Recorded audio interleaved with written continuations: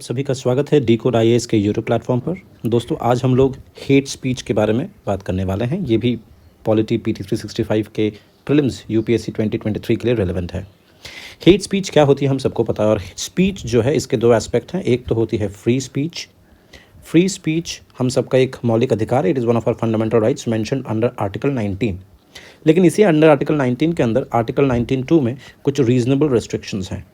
और ये जो रीजनेबल रेस्ट्रिक्शंस हैं, ये रेस्ट्रिक्शंस इसी वजह से हैं ताकि हम सब जब भी अपना फ्रीडम ऑफ स्पीच को एक्सप्रेस कर रहे हों या उसकी एक्सरसाइज कर रहे हों, so we need to take care about the fact कि हम किसी दूसरे के बारे में या दूसरे का जो मौलिक अधिकार है उसका नुकसान ना करें या उसका उल्लंघन ना करें।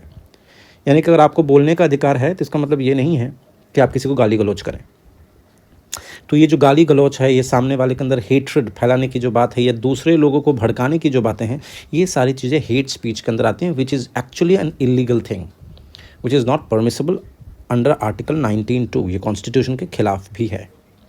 अब ये जो NCRB की रिपोर्ट है, नेशनल क्राइम रिकॉर्ड ब्यूरो की जो रिपोर्ट है, उसके अनुसार हेट स्पीच के केसेस इंडिया में पिछले 7 सालों में 500% बढ़ गए हैं। यानी कि लोगों को अपनी ज़ुबान पर कंट्रोल नहीं है, वो कुछ भी बोल रहे हैं और कुछ भी कर रहे हैं। Hate speech is not defined in any law of India. Hate speech जो है वो किसी लॉ में डिफाइंड नहीं है। हाउएवर, अगर हम लोग हेट स्पीच को जनरली समझने की कोशिश करते हैं तो ये एक किस्म का एक इंसाइटमेंट है, लोगों को भड़काने की बातें हैं, जिसमें आप प्राइमरीली एक ग्रुप के अंदर हेट्रेड पैदा करते हो against another group of persons.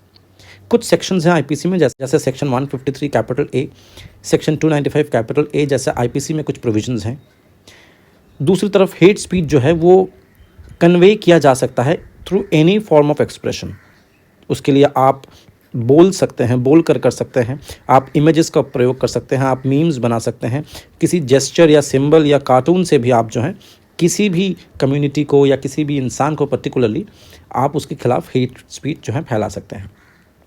आपने देखा होगा कई बार जो है हम लोग जितने सारे एस्पिरेंट्स हैं UPSC के, वो लोग द हिंदू का न्यूज़पेपर पढ़ते हैं, और उस द हिंदू के न्यूज़पेपर में एक स्पेस आता है जिसमें कार्टून बना होता है, उसको कार्टून स्पेस बोलते हैं। ये कार्टून स्पेस में अक्सर जो है हम लोग किसी ना किसी पैरोडी या किसी न किसी नेता के ऊपर या उनकी फेक या फेल्ड पॉलिसी को क्रिटिसाइज़ करने के लिए हम लोग कार्टून स्पेस में बहुत सारी चीज़ें ड्रॉ करा हुआ देखते हैं। लेकिन ये सारी जो चीज़ें हैं, ये सारी चीज़ें किसी पर्टिकुलर इंसान को क्रिटिसाइज़ करने के लिए या उसके खिलाफ हेट्रेड फैलाने के लिए नहीं करी जा रही है।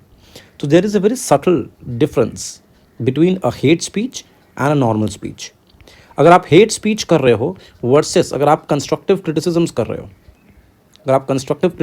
हो, बहुत माइन्यूट सा डिफरेंस है। तो आपका हक बनता है कि आप सरकार के खिलाफ या सरकार के जो भी पॉलिसीज़ हैं, आप उसके विरुद्ध में, अगर आपको अच्छा नहीं लग रहा है, आपको उसको क्रिटिसाइज़ करना, तो you have the right to criticise. लेकिन अपने हदों में रहकर क्रिटिसाइज़ करना ज़रूरी है। जैसे हम लोग देख रहे हैं आर्टिकल 19(2) में दिया गया है कि all the citizens have the right to freedom of speech and expression but subject to reasonable restrictions. अब ये रीजनेबल क्या है, व्हाट इज़ रीजनेबल, ये डिपेंड करता है सोसाइटी टू सोसाइटी। जैसे ये जो F शब्द है, ये इंडिया में डेरोगेटरी सेंस में दिया जाता है, इसको यूज़ किया जाता है। हालांकि हम लोग अगर वेस्टर्न कंट्रीज़ में देखें तो वहाँ पे इस शब्द का बहुत ही आम तरीके से इस्तेमाल किया जाता है। आप लोग समझ पा रहे होंगे मैं क्या कह रहा हूँ। तो यहाँ पे डिसेंसी एक ग्राउंड है, मोरालिटी एक ग्राउंड है, पब्लिक ऑर्डर एक ग्राउंड है, और ये सारे ग्राउंड्स जो हैं इसको दिमाग में रखते हुए हम किसी भी स्पीच को कंस्ट्रक्टिव क्रिटिसिज्म के अंदर डालेंगे, हेट स्पीच के अंदर डालेंगे, ये डिसाइड किया जाता है। IPC में जो प्रोविजंस के बारे में हम लोग बात कर रहे थे, for example section 153 capital A, section 153 capital B, 298, ये सारे जो IPC के सेक्शंस हैं, ये तमाम धाराएं जो हैं इसी चीज़ के लिए हैं कि कोई भी व्यक्ति स्पीच या वर्ड्स के ज़रिए किसी के भी साथ कोई गलत, कोई मिसचीफ ना करे, किसी रिलीजियस कम्युनिटी के बिलीफ को आउटरेज ना करें, जिससे जो है नेशनल इंटीग्रेशन कहीं ना कहीं नुकसान पहुँचती है। जो रिप्रेजेंटेशन ऑफ पीपल्स एक्ट है, इसके अंदर सेक्शन 8 में क्लियरली दिया गया कि जो भी इंसान कंटेस्ट करने वाला है इलेक्शन में, अगर उसके खिलाफ इस तरीके की हेट स्पीच के आरोप लगे हुए हैं या लग जाता है, तो that person is disqualified from contesting an election. Similar kind of चीज़ें सेक्शन 123 3 कैपिटल ए और सेक्शन 125 में भी रिप्रेजेंटेशन ऑफ पीपल एक्ट के अंदर प्रोहिबिट किया गया कि अगर आप प्रमोशन कर रहे हैं अपने पार्टी का या पॉलिटिकल मैनिफेस्टोस को आप प्रमोट कर रहे हैं बिफोर द इलेक्शन, तो वो किसी भी तरीके से एक रिलीजियस कम्युनिटी के खिलाफ दूसरे रिलीजियस कम्युनिटी को प्रमोट नहीं करना इन द फॉर्म ऑफ एनिमिटी।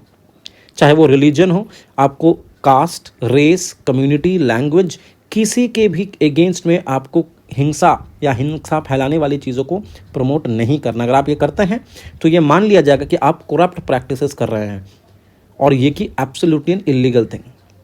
अगर हम लोग प्रोटेक्शन ऑफ सिविल राइट्स की बात करते हैं तो उसके अंदर सेक्शन 7 जो है वो क्लियर शब्दों में पेनलाइज करता है किसी भी तरीके का incitement to and the encouragement of untouchability on word spoken और रिटन और साइंस बाय विजिबल रिप्रेजेंटेशन और अदरवाइज। किसी भी तरीके से विजिबली अगर रिप्रेजेंट किया जा रहा है, किसी भी कम्युनिटी को किसी कम्युनिटी के खिलाफ भड़काने की कोशिश करी जा रही है या अनटचेबिलिटी को प्रमोट करने की कोशिश करी जा रही है, तो ये सारी चीज़ें जो हैं एब्सोल्युटली इलीगल हैं।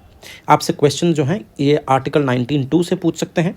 ये 3 जो सेक्शंस दिए गए हैं इस पर फोकस करिएगा। 293 पर्टिकुलरली ये रिलीजियस आउटरीच कि हम लोग जो अक्सर भारत में despite being a secular country देखते रहते हैं कि एक रिलीजियस कम्युनिटी दूसरी रिलीजियस कम्युनिटी के खिलाफ भड़काऊ भाषण दे रही है, नेता लोग इसका काफ़ी ज़्यादा फ़ायदा उठाते हैं, जो कि अल्टीमेटली भले ही उनके वोट बैंक में बेनिफिट होता है लेकिन इंडिया के नेशनल इंटीग्रेशन के लिए कतई सही चीज़ नहीं है।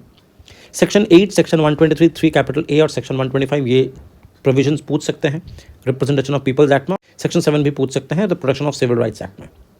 तो आमतौर पे मोटा मोटा बात यह है कि हेट स्पीच और कंस्ट्रक्टिव क्रिटिसिज्म दोनों एक पतले धागे से बंधे हुए हैं। There is a thin line difference between the two and it is the judiciary is going to decide कि कौन सा स्पीच जो है वो हेट स्पीच की कैटेगरी में जाएगा और कौन सा कंस्ट्रक्टिव क्रिटिसिज्म के अंदर जाएगा। सो कोई भी स्पीच रीजनेबल रेस्ट्रिक्शन के अंदर जाएगी कि नहीं जाएगी ultimately will be decided by the judiciary. Hate speech का क्लियर शब्दों में जैसे मैंने कहा डेमोक्रेटिक, ये डेमोक्रेसी को प्रमोट करता है, डेमोक्रेसी। लेकिन आप फ्री स्पीच की जगह पर अगर हेट स्पीच यूज़ करते हैं तो ये डेमोक्रेसी नहीं बल्कि एंटी डेमोक्रेसी है। तो अगर हेट स्पीच के साथ डेमोक्रेसी वाली जो हमारा one of the essential features है कॉन्स्टिट्यूशन को, उसको रिलेट करना हो, या अगर हेट स्पीच के साथ इंटीग्रिटी को रिलेट करना हो, यूनिटी को रिलेट करना हो, तो आई होप आप लोगों को ये लेक्चर सुनने के बाद अब समझ में आ गया होगा कि कौन सा कब किसके साथ रिलेट करना है। तो अब तक अगर आप वीडियो में बने हुए हैं तो thank you so much. Video को लाइक करिए, शेयर करिए और सब्सक्राइब टू द चैनल। मिलेंगे अगले वीडियो में एक नए टॉपिक के साथ। जय हिंद।